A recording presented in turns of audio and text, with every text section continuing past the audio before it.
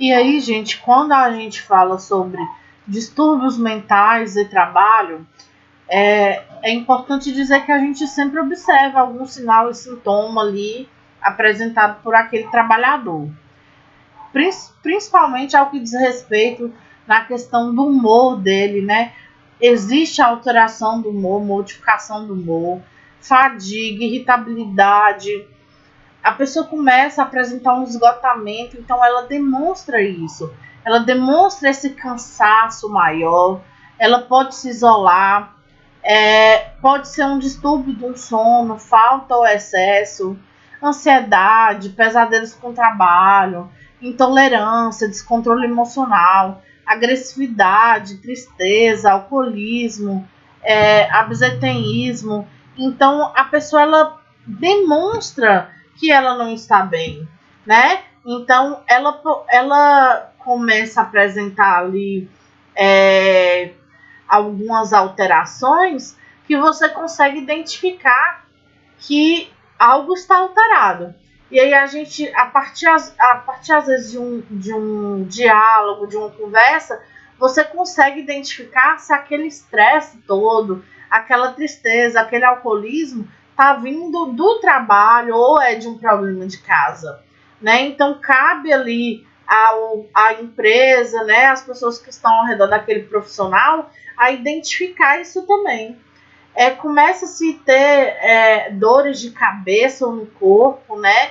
Perda de apetite, mal-estar geral, tonturas, náuseas, sudorese, taquicardia, somatizações.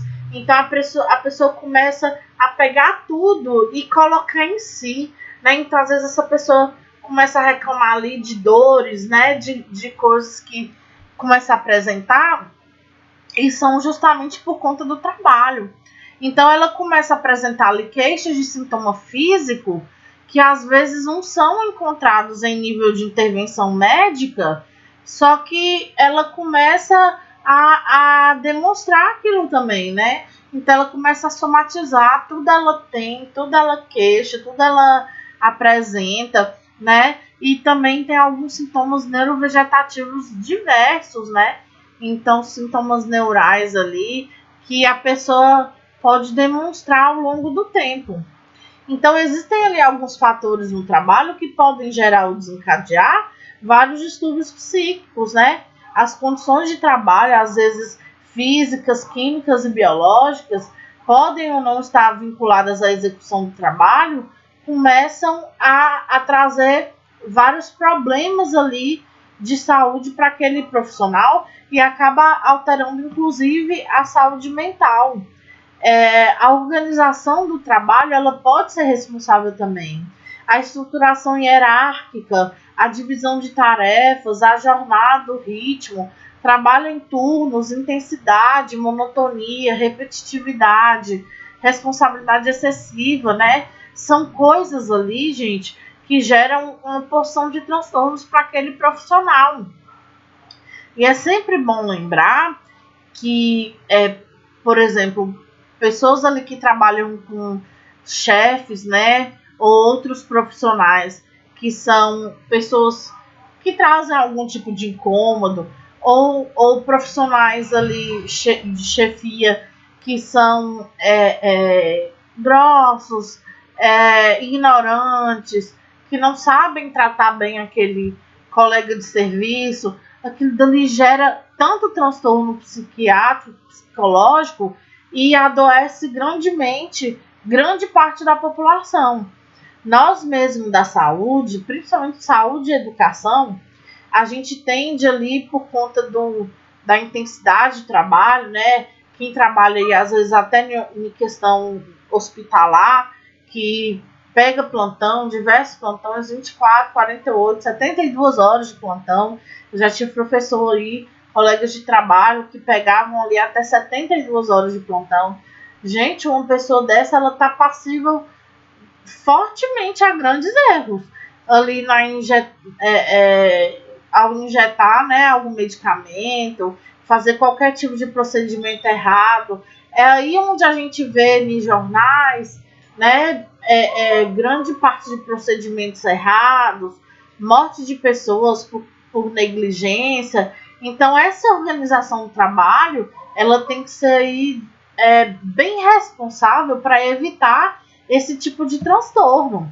Então, o processo de comunicação no ambiente de trabalho, ele é essencial, ele é determinante na saúde mental.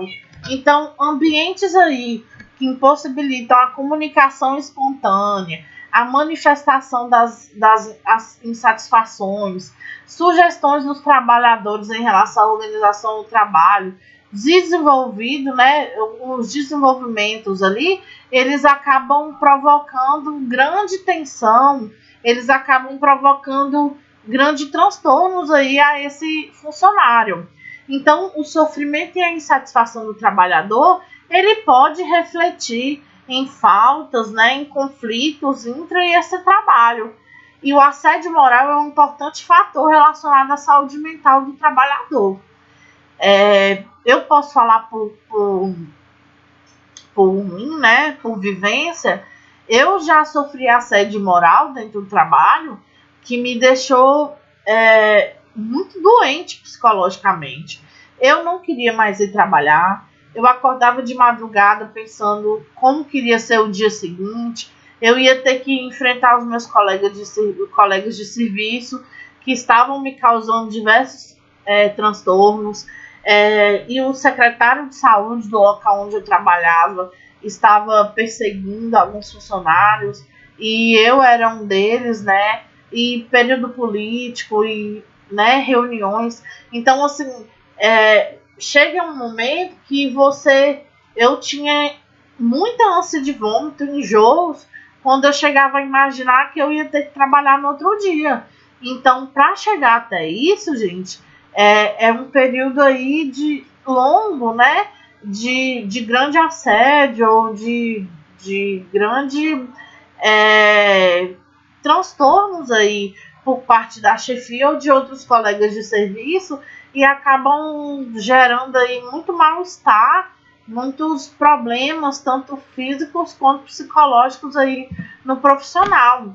Então, como eu falei, o tempo e o ritmo de trabalho, normalmente eles são determinantes no sofrimento psíquico. Então, aquelas jornadas mais longas, com poucas pausas, né, destinadas ao descanso ou refeição, locais desconfortáveis, turnos noturnos, turnos alterados ou iniciado muito cedo pela manhã, aquilo dali causa muito desconforto para o profissional. Às vezes a pessoa tem 5 minutos para uma refeição. Gente, isso é de uma... é inaceitável, né? Então, também o ritmo, né, de trabalho, ritmos intensos, monótonos, submissão do trabalhador ao ritmo de máquinas, pressão ali dos supervisores ou da chefia, por mais produtividade, né? Você tem que sempre dar mais, produzir mais. Então, isso causa com frequência quadros ansiosos, fadigas, tanto crônicas, né, e distúrbios do sono, tanto para mais quanto para menos, né? Tanto insônia quanto você dormir ali no seu trabalho. Os níveis de atenção, eles também ficam comprometidos, né? Normalmente ali são exigidos um nível de atenção maior para algumas tarefas. Então, isso combinado com o nível de pressão, né, exercido na organização do trabalho, pode gerar uma tensão maior, junto com a fadiga, um esgotamento profissional, também para uma síndrome de Burnout que a gente vai estar falando, né, traduzido para o português como uma síndrome de esgotamento profissional ou estafa, né, síndrome de Burnout. Então, são doenças aí que causam muito esgotamento, né, muita fadiga para aquele profissional.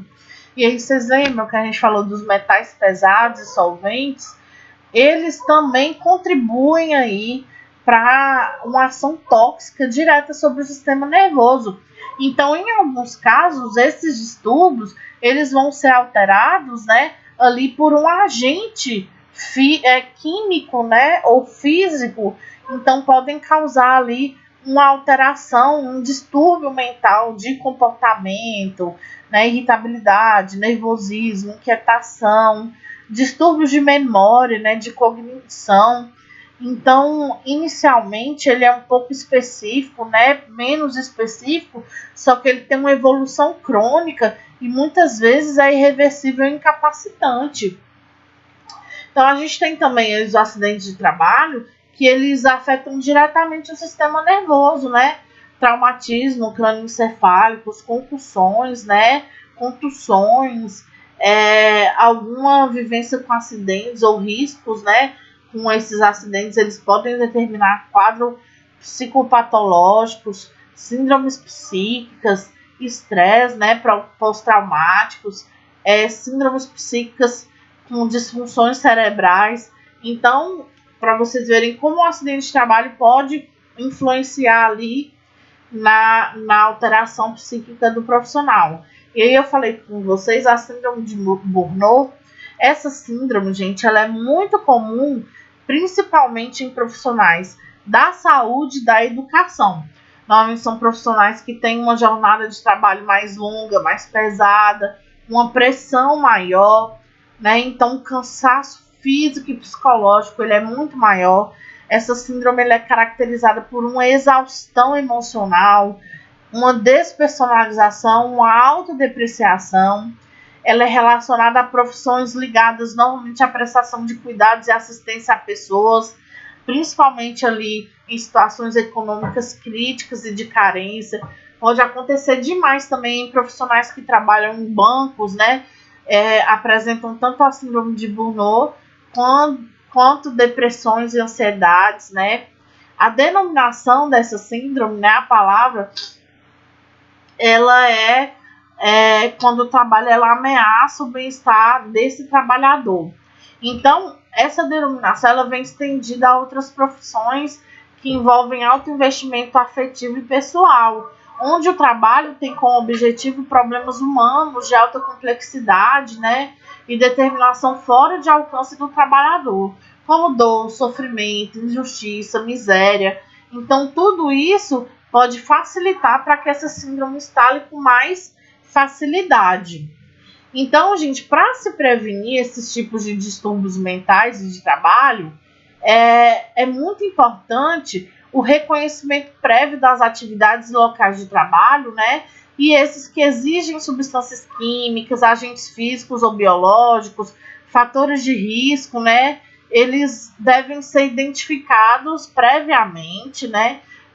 Para que se exija uma organização de trabalho maior e para que se previna esses danos potenciais para a saúde decorrentes dessa exposição a esses fatores de risco.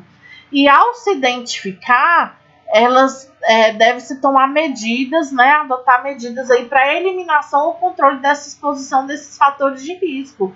Então, seja com educação, informação aos trabalhadores, né, também aí com EPIs. Então, medidas devem ser tomadas para que não venha a se instalar esses problemas nesses trabalhadores.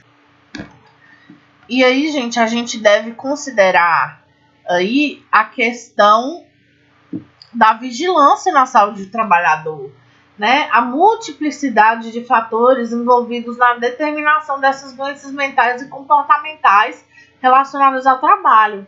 Em alguns casos, são de natureza química, em outras, intrinsecamente são relacionados às formas de organização e gestão do trabalho, ou mesmo da ausência de trabalho, e em muitos casos decorrem de uma ação cinética desses fatores. A união desses vários fatores acabam gerando esses distúrbios, né?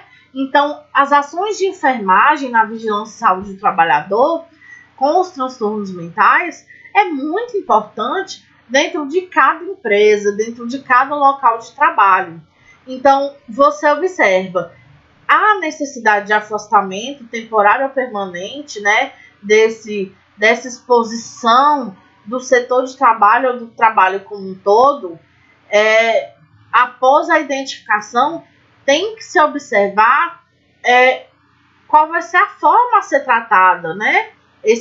como que esse fator vai ser tratado dentro daquela empresa. Então, o trabalhador é segurado a Previdência Social. Então, solicita a emissão do CAT à empresa, né? Se for mais de 15 dias, ali encaminha ao INSS.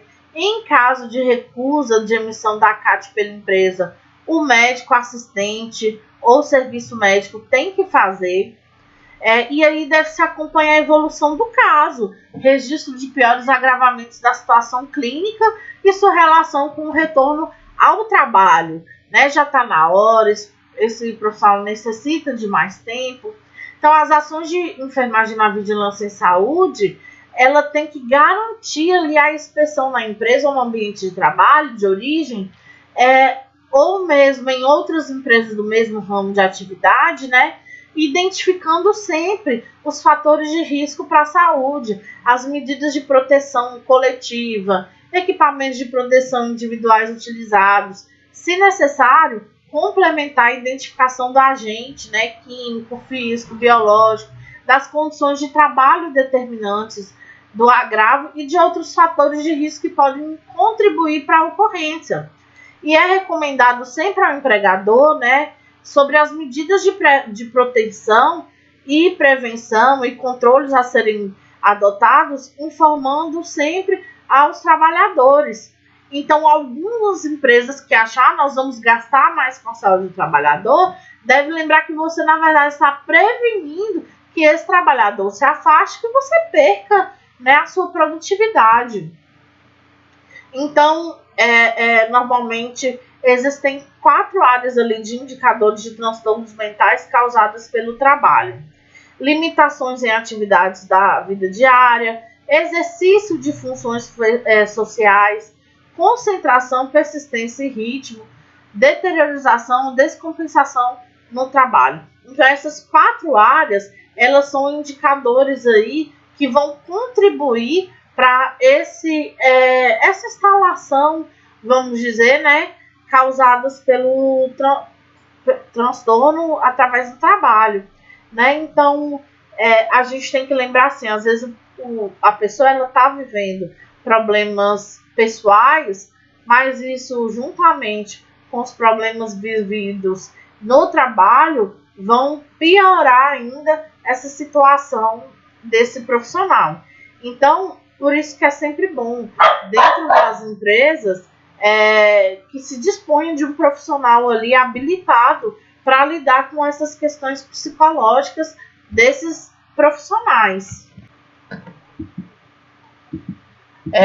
Quando a gente fala das notificações, a gente normalmente fala de um sistema de informação de agravo de notificação que a gente conhece por sinal. Normalmente essa ficha de identificação de investigação ela é disponível na atenção primária, na secundária, terciária, para que nos casos de qualquer tipo de acidente com procura ao sistema de saúde, a gente possa notificar, né, seja qual local que a gente esteja. Então, gente, como eu falei, né, nós vamos notificar ali os casos de transtornos mentais, assim como qualquer outro acidente de trabalho. Ele ele é reconhecido também como acidente de trabalho.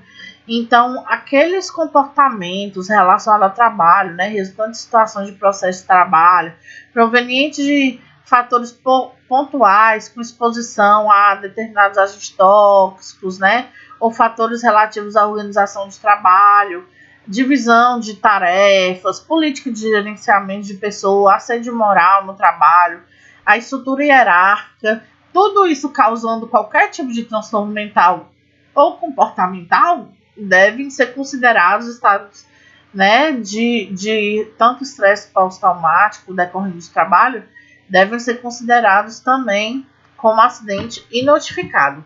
Eu trouxe para vocês aqui, ó, o papel, a ficha de notificação, para vocês terem uma noção de como é. É simples, né? Às vezes a gente, normalmente da enfermagem, inicia, né, fazendo ali o cabeçalho, né, nome da pessoa, identificação e tal. E a qualquer dúvida, se procura o médico, né, passa para o médico para ele estar complementando com a parte do diagnóstico, né. Então, você basicamente o preenchimento aí com todas as informações para que seja bem especificado. Gente, uma notificação ela é muito a título numérico, né, de conhecimento. Então, essas notificações são enviadas ali para GRS e tal, porque tudo isso, quando a gente vê, vocês lembram que a gente lá no início falou, em cada tantos trabalhadores apresentam tal transtorno, em 10 em cada tantos trabalhadores. Esses dados, eles não são do além vindo na cabeça da gente, não. Eles são justamente através dessas informações passadas, né, notificadas ali para o Ministério da Saúde.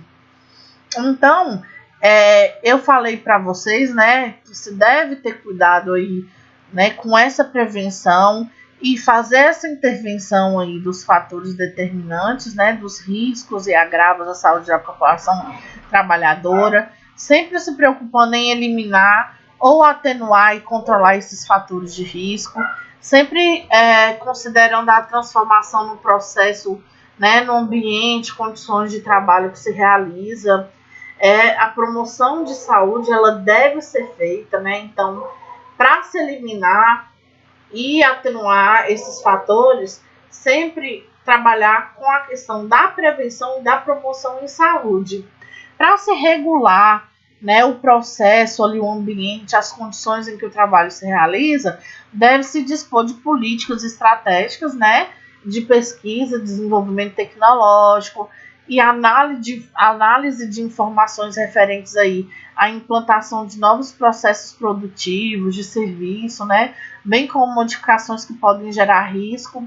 E para fazer a inspeção sanitária, né, com identificação e intervenção em situações de risco à saúde, deve-se operar pela modificação do processo de trabalho, atividades conjugando aspectos epidemiológicos ao contexto social das relações de trabalho, com base técnica, né, em que o trabalho se envolve. Essa inspeção sanitária, gente, para isso deve-se observar o processo de trabalho, né, através de entrevistas com o trabalhador, né, visitas ao local de trabalho, análise de documento, né, destaca-se sempre, observa sempre os impactos na saúde no ambiente de trabalho, fazer sempre uma relação do trabalhador com o meio de produção e o ambiente, né, que pode gerar uma intervenção aí de redução dos riscos à saúde do trabalhador, e sempre exercida por uma equipe de vigilância em saúde do trabalhador, né, pode ser coletiva, né, deve-se ser coletiva, deve-se destacar os aspectos técnicos, epidemiológicos e sociais do ambiente, né, das atividades e processos de trabalho aí. Então, sempre se tem uma equipe aí responsável por essa inspeção, né, sanitária. Se faz também o monitoramento das intervenções com acompanhamento e avaliação nas diversas fases, nos resultados e impactos nessas ações que foram planejadas e executadas, né, sempre em controle social, planejamento e controle social do SUS. Deve-se considerar as dimensões e indicadores relativos dos processos de acompanhamento de políticas públicas, setoriais de interesse à saúde do trabalhador, o aprimoramento e aplicação das normas legais de interesse à saúde do trabalhador, o desenvolvimento de ações de vigilância e atenção à saúde do trabalhador. E, após isso, uma divulgação sistemática de informações, né? Define-se o desenvolvimento de estratégia de comunicação, divulga-se as informações produzidas dessa análise, né? Após esse levantamento aí das atividades. Sempre que necessário, cria-se uma base de dados específicas para esse registro, né? Gente, para mim, a parte que eu acho mais importante de tudo é a educação em saúde do trabalhador, sabe? Tanto do trabalhador quanto da empresa. A empresa ela tem que pensar isso. Ela tem que pensar no melhor para o seu funcionário. E a educação em saúde, ter um técnico de saúde do trabalho, né, dentro assim, dessa empresa é de grande importância. Evita-se tanto acidente, né? O técnico normalmente ele fica sempre em observação do uso dos EPIs, sempre responsável pela educação em saúde. Então, precisa-se, né, adotar esses princípios de educação permanente na formação e qualificação das equipes gestoras e técnicas envolvidas na saúde do trabalhador, bem como realizar apoio institucional e matricial nas instâncias que atuam nessa área. A educação permanente, o apoio matricial, ele pode contribuir demais nos problemas identificados, né, nas ações para a saúde do trabalhador. Então, as práticas de vigilância em saúde, elas têm que ser de conhecimento da população trabalhadora e das comunidades, sempre qualificando para uma participação em controle social na perspectiva da efetivação de um processo de vigilância popular em saúde do trabalho. Então, deve-se exigir também por parte do trabalhador todos os seus direitos. A questão da insalubridade, adicional noturno, na questão de radiação, todos os valores que se recebe, né, que se tem que se receber, a questão das férias, né? Então, tudo que é direito do trabalhador tem que ser dado e tem que ser requisitado para evitar chegar em um momento onde o estresse está tão grande que ele começa a desenvolver transtornos psiquiátricos, transtornos psicológicos, síndromes, né? Síndrome de Burnout, entre outras. Então, assim, a gente tem que buscar sempre essa resolução para todos esses problemas apresentados. Então, vai se afastar o trabalhador imediatamente após essa exposição? É definitivo, né? Essa doença é progressiva. A empresa ela vai arcar com tratamento nos casos de maior ou menor complexidade, né? Então, tem que ser adotados procedimentos tanto para o diagnóstico quanto para o tratamento dessas doenças relacionadas, né? Então, em caso de maior complexidade, deve-se acompanhar e estabelecer a contrarreferência, como eu falei. O profissional vai, mas volta para a gente o que foi feito com ele, qual o tratamento, qual o diagnóstico. Então, acompanha ali numa via de mão dupla.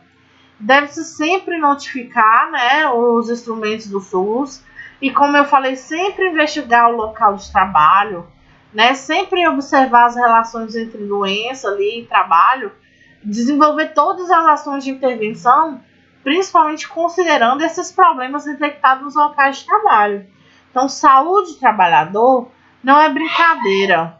Foram conquistas adquiridas ali com muito trabalho, com muito suor e muito sangue.